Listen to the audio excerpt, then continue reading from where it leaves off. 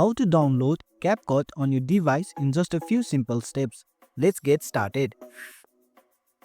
Open your App Store. In the App Store, you have to tap on to the search icon from the down right corner.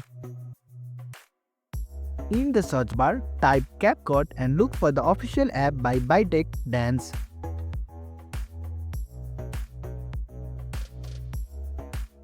Tap on to the first result.